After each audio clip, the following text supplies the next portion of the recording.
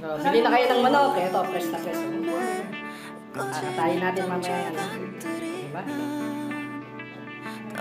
Oy, mamaya. Ulam na kayo. Oh, yan. Natatay na po namin ang aming manok. So, ayan na po yung fresh na manok. Ayan. Kakatayin na po natin. Gagawin na natin. Titila rin na natin yan.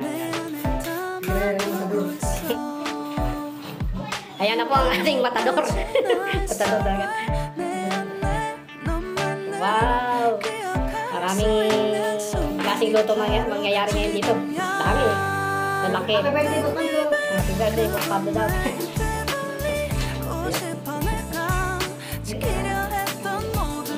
Kapyan, sige.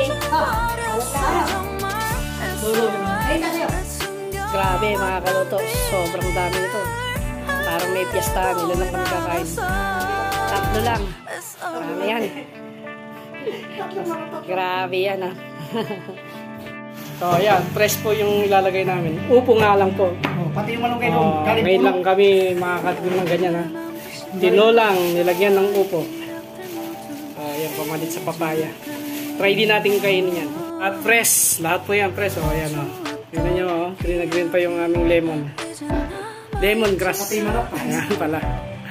So ayan mga kaluto, kukuha kami ng fresh na malunggay. Lagay namin sa tinola ba. Ayan. Tignan mo, fresh na fresh o.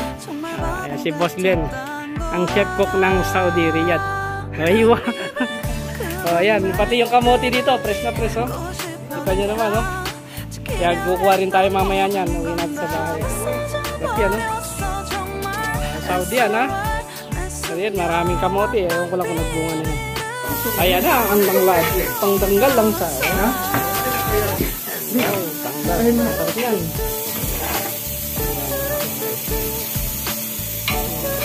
Sa pinula. Okay, Glenn. Okay. Ito lang ha. Panghang lagi, Glenn. Ito yung panghang eh.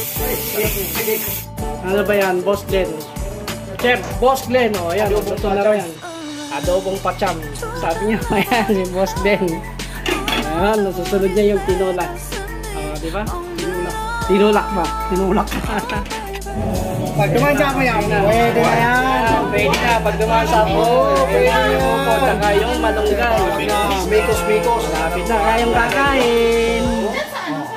Nandito na yung mga bisita natin. Oo.